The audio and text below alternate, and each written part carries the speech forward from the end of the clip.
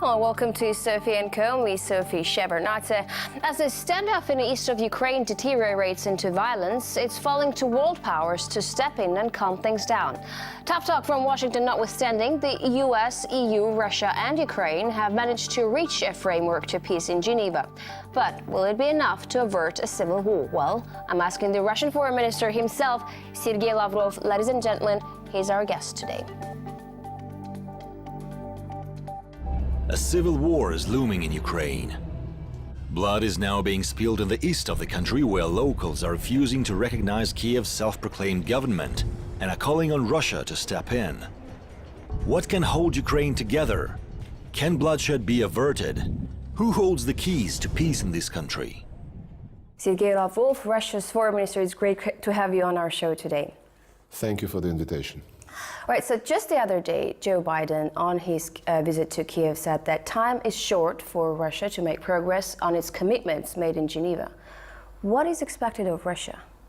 It's difficult to say, because I discuss this almost daily with John Kerry, and frankly, the American colleagues chose to put all the blame on Russia, including the origin of the conflict and including the steps which must be taken. They accuse us of having Russian troops, Russian agents in the east and south of Ukraine. They say that it is for the Russians only to give orders and the buildings illegally occupied would be liberated, and that it is for the Russians to make sure that the east and south of Ukraine stops putting forward the demands for federalization and referendum and so on and so forth. This is absolute,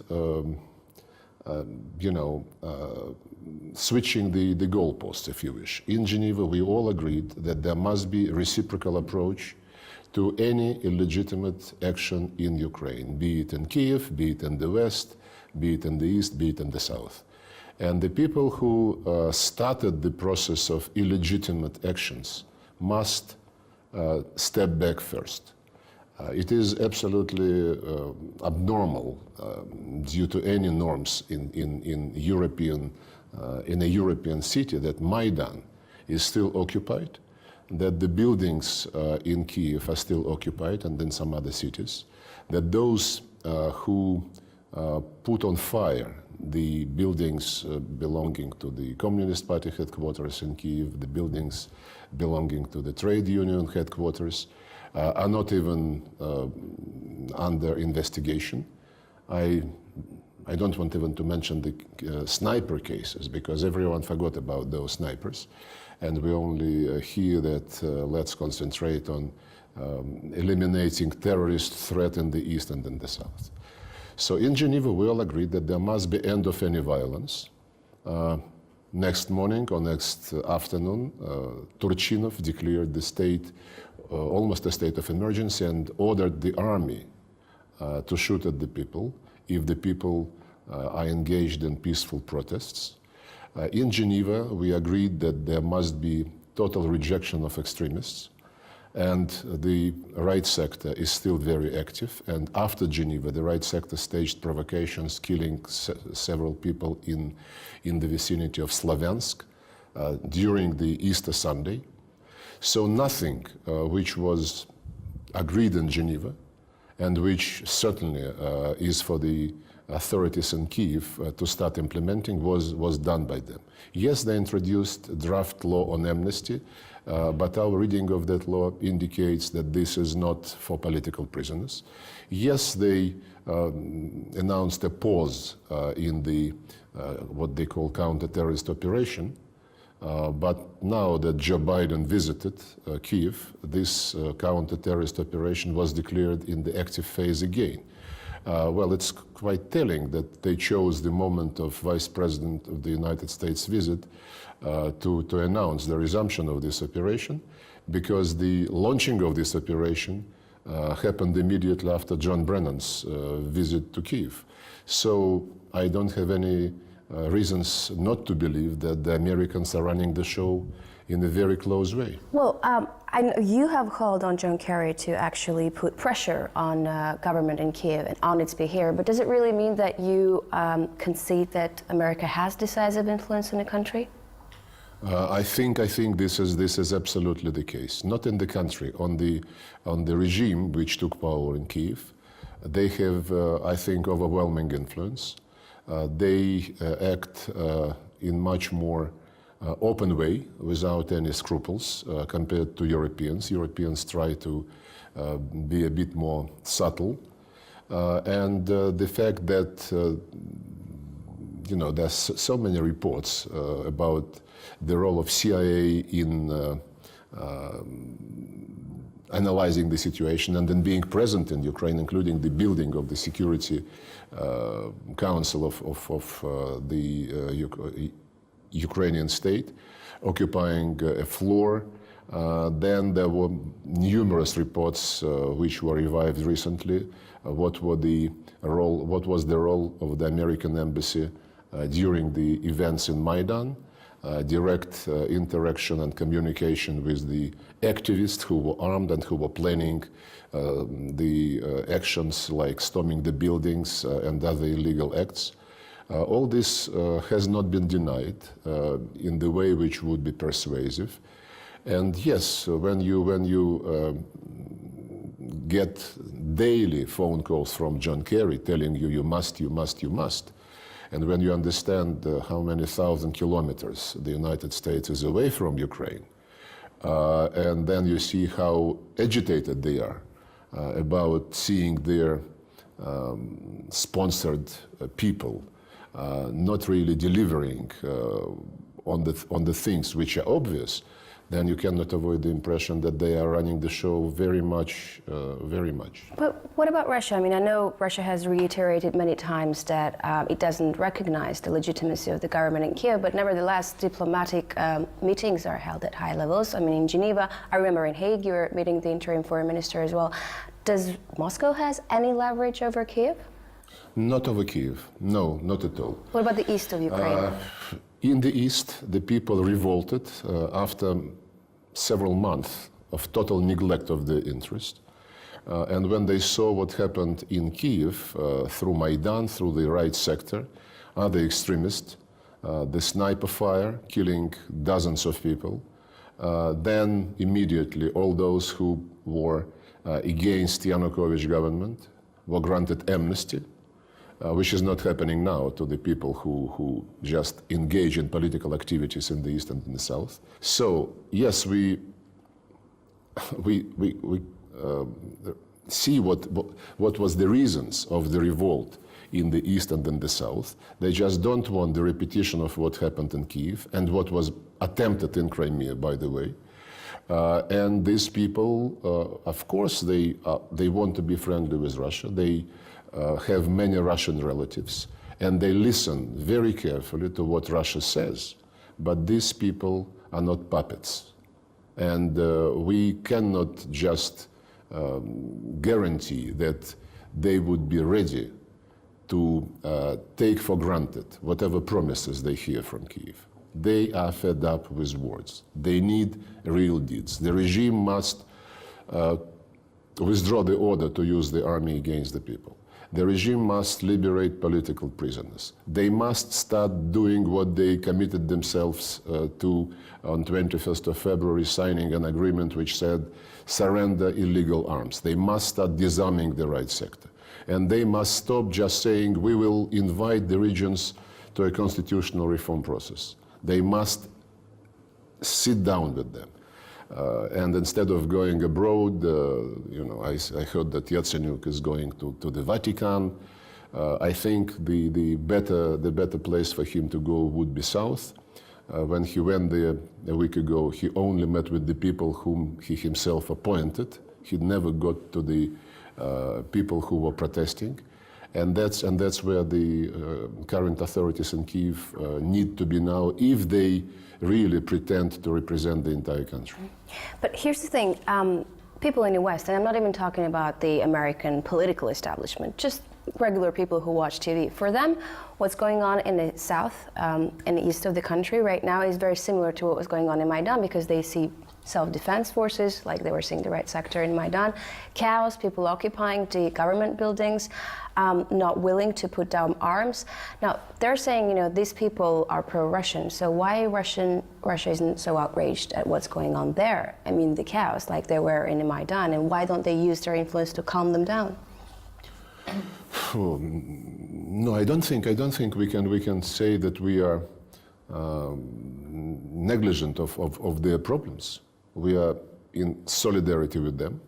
We insist politically that their interests must be taken into account, and that's why we went to Geneva. That's why we negotiated the paper which demands an equal treatment of whoever is engaged in illegal activities, on the understanding that the government, the interim government, whatever they call themselves, must show the example, and they must stop the illegal things which continue to happen in Kiev and in other parts of the country, not other than East and South.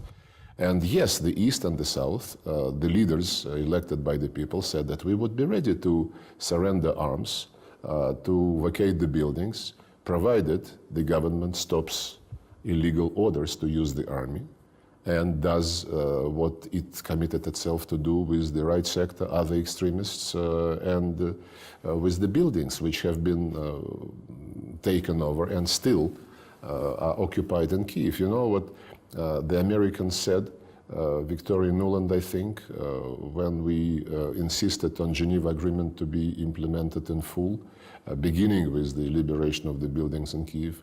She said those buildings are occupied legally because the Kiev authorities issued license to the people who occupied these buildings, and they are now legal owners, or legally present in those buildings. It's absolutely unbelievable that they can seriously put forward such arguments.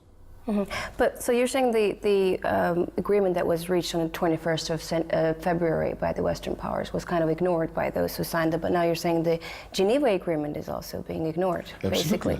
So what's the point of all this agreement if you can't come to a solution, a practical solution to do something? The point of 21st of February agreement was to have Yanukovych sign up to commit himself not to use police, which he did. To commit himself not to declare the state of emergency, which he did. And basically that was an act of capitulation. Everything he committed himself to do has been done. People say that he didn't sign the law bringing back the previous constitution, but this law was promulgated anyway, so whatever was needed by the opposition was done. Whatever opposition committed itself to do, they never did.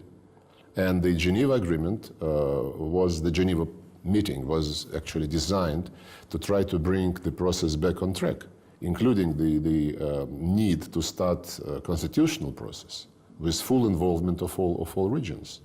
And yes, the deal was struck, but it is not being honored by those who have to make the first step. So they have to make the first step. Absolutely. Russia cannot pressure the self-defense forces to put down arms unless... And we don't have any moral authority to pressure the East and the South to do something unilaterally in front of the army being ordered to go against them, in front of the right sector, who must have been disarmed long ago, and in the face of the political prisoners continue to be taken. Mr. Foreign Minister, we are going to take a short break now. When we come back, we'll continue to talk to Russia's Foreign Minister Sergey Lavrov about the ongoing crisis in Ukraine. Stay with us.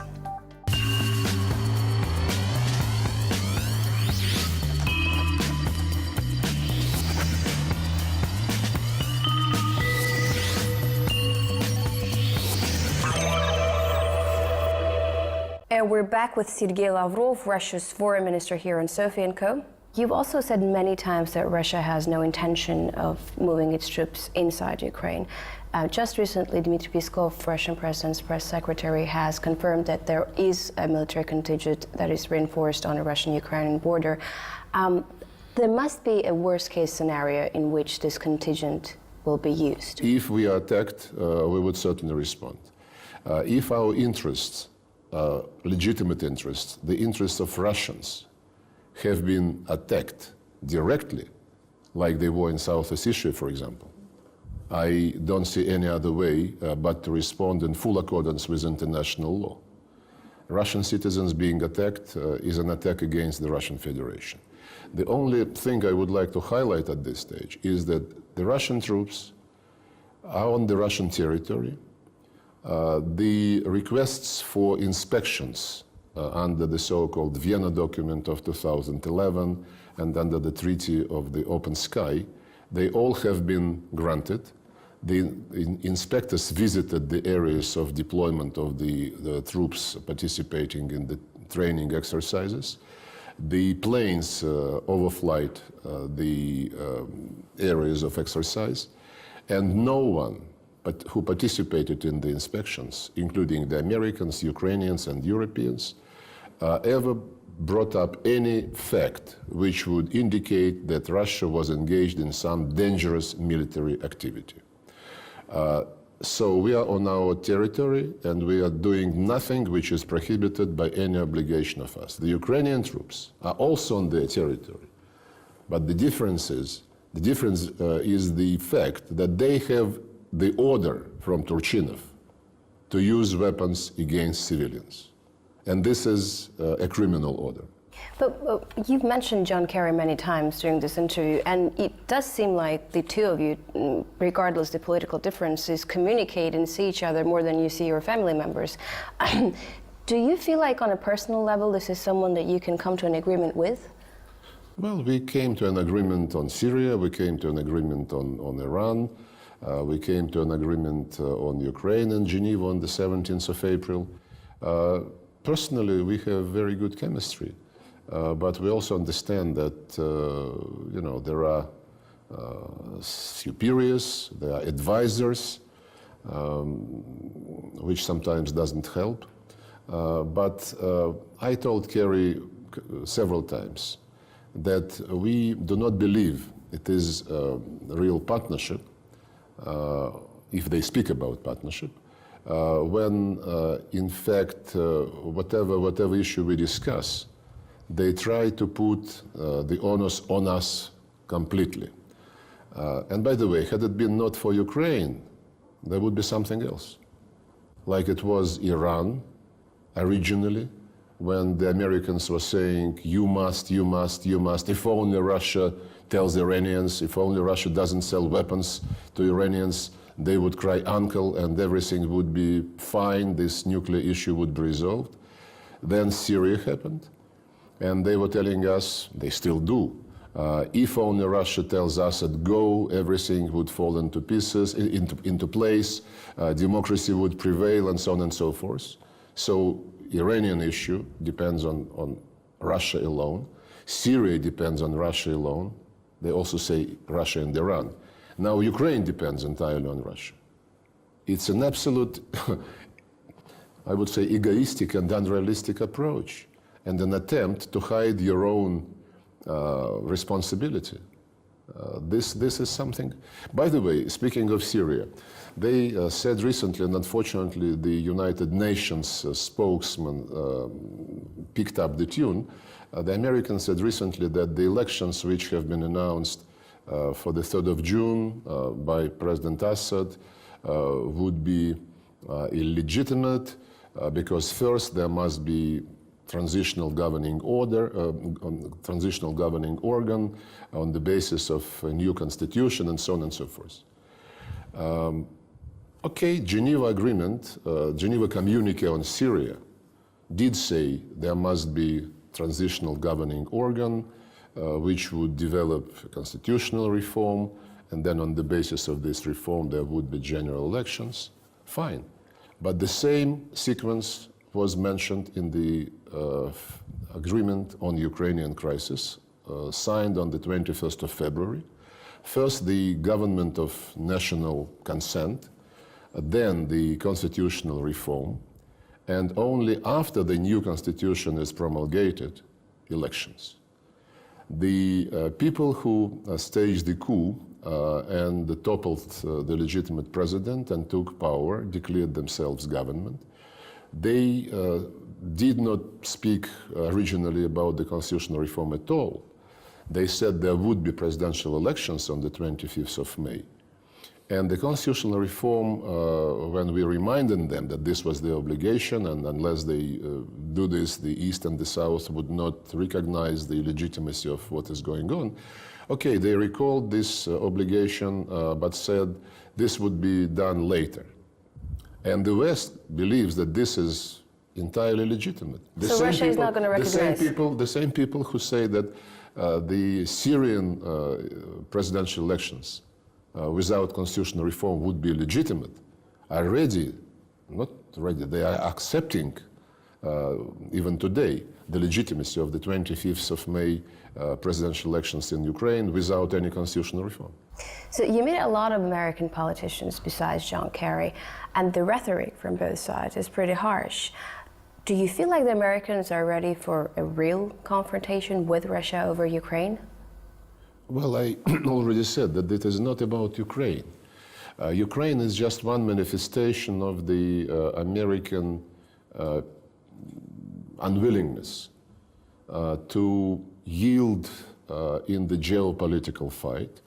Americans are not ready to admit that they cannot run the show in each and every part of the globe from Washington alone. They cannot impose their ready-made solutions on everyone. And they cannot understand that, I mean, they begin to understand, I think, but they still have the instincts that they shouldn't really take on board what others believe should be done.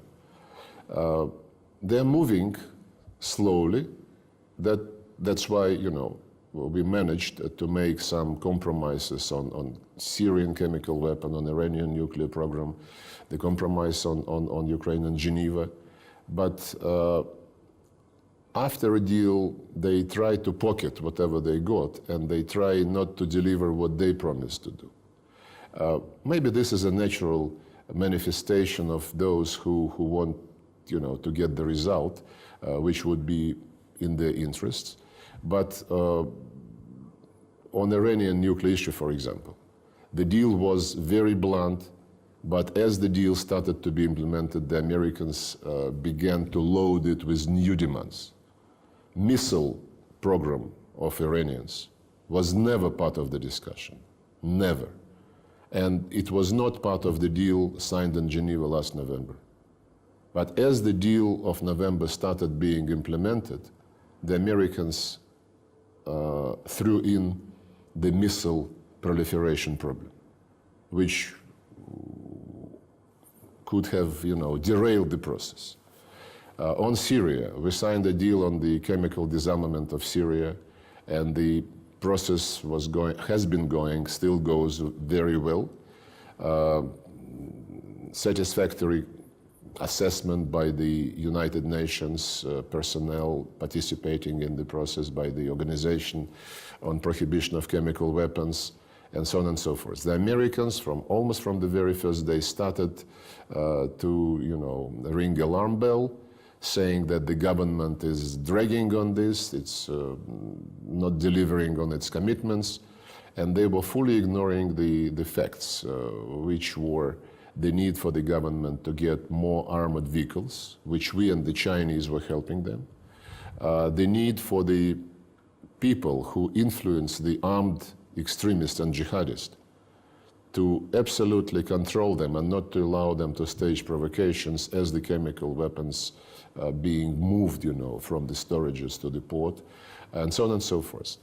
So every time we sign a deal, the Americans start, you know, to put the blame for any delay on others, or even worse, they start to throw in new demands, which absolutely contradict the reached consensus. So that's what they're doing now on Geneva, agreement on Ukraine.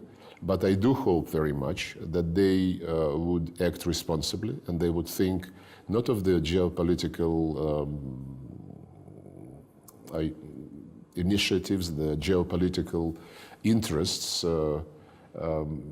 unilateral interests, but they would think about the future of Ukraine, which is our biggest neighbor, closest neighbor, and the people of which are brothers and sisters to the Russian Federation population. So if we all think about Ukraine and not about who takes it, but about how the Ukrainians themselves want to live, then it shouldn't be very difficult to help the Ukrainians to find a national compromise and national reconciliation. Sergey Lavrov, Russia's foreign minister, thank you very much for this interview. Thank you.